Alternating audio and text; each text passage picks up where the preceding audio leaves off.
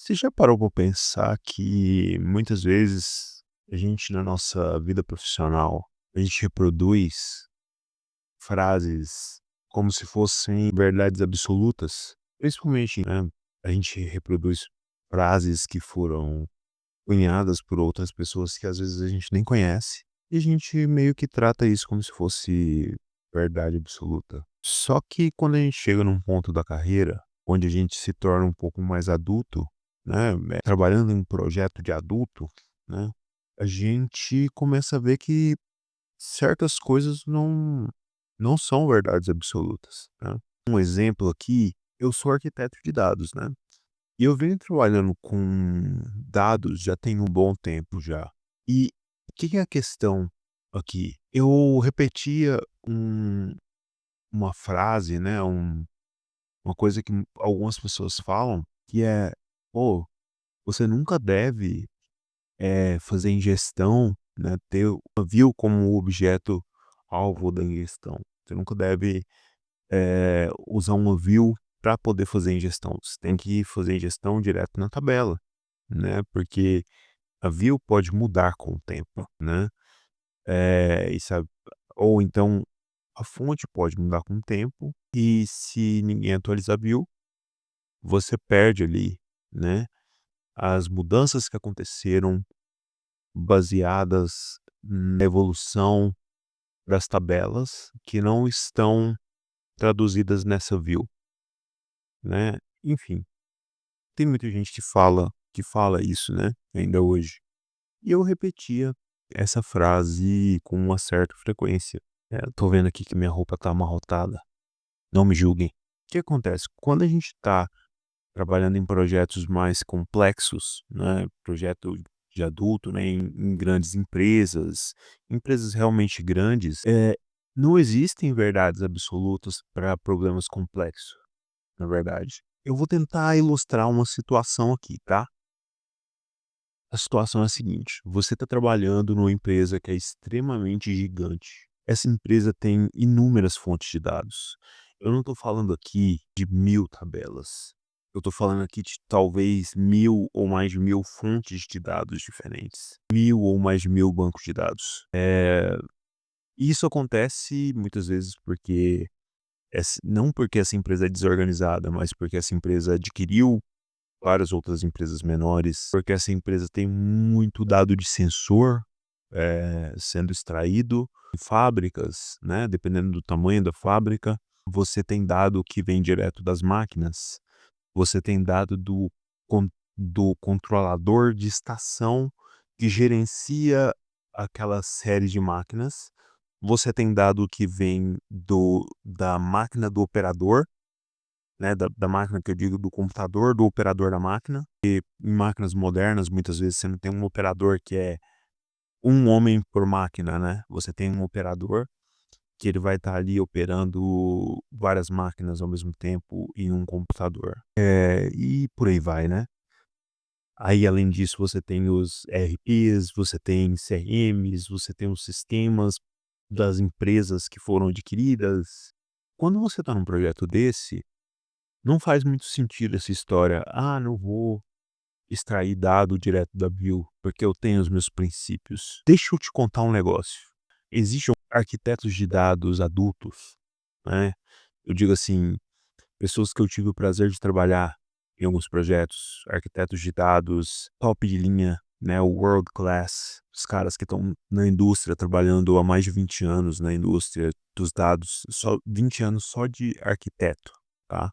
O cara que manja de modelagem muito mais do que aquele seu professor da pós-graduação.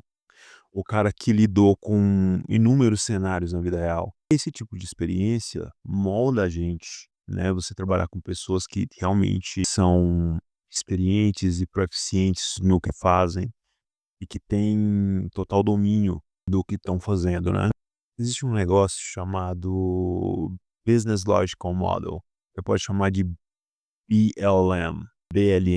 E esse negócio, ele basicamente ele representa como o negócio pensa, como o negócio pensa sobre o dado, tá.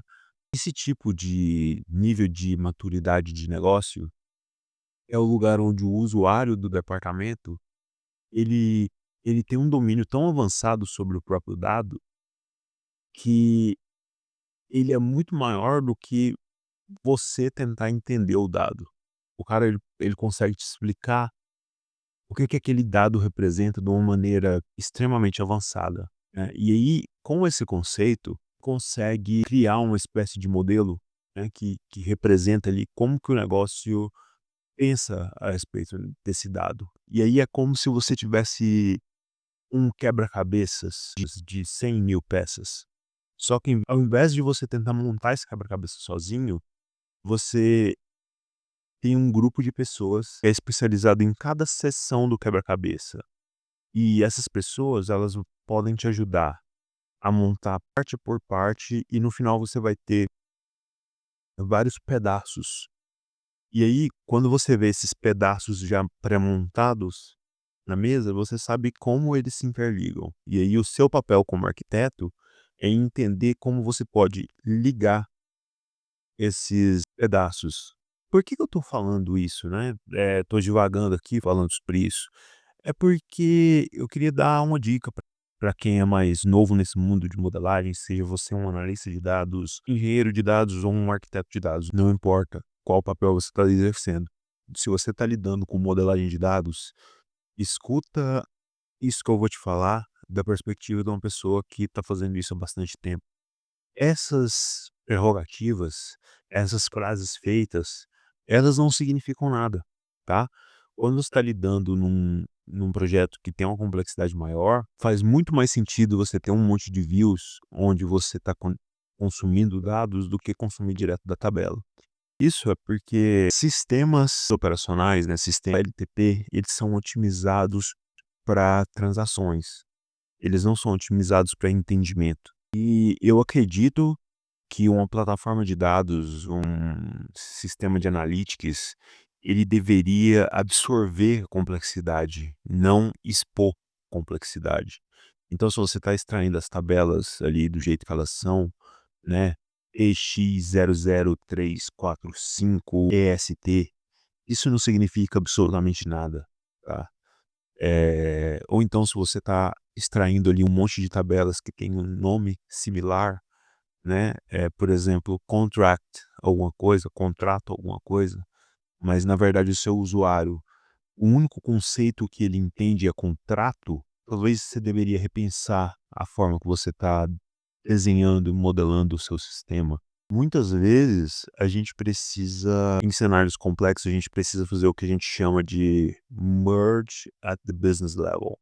Eu sei que soa pedante eu ficar falando termo em inglês, tá? Eh, não joga pedra no mensageiro, tá bom? É só porque quando você está trabalhando há um bom tempo já com empresas do exterior, e também quando você está estudando a partir de cursos, que estão na língua inglesa, como você acaba escutando os termos em inglês com uma certa frequência, que você acaba reproduzindo as coisas em inglês também, não joga pedra no mensageiro.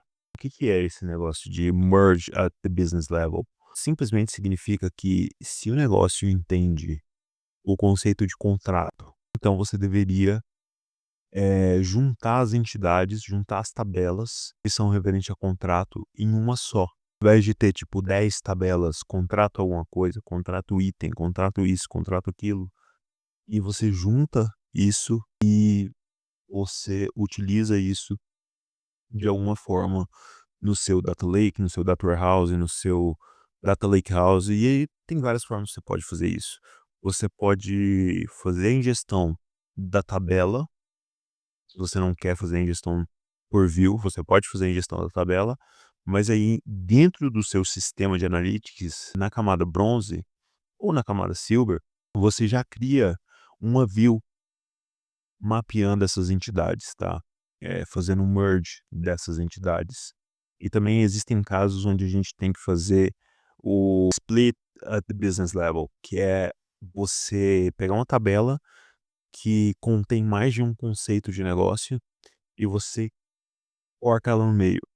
ela se transforma em 2, 3 tabelas. E aí, dessa forma, você tem entidades mais simétricas ao negócio, né. É basicamente isso.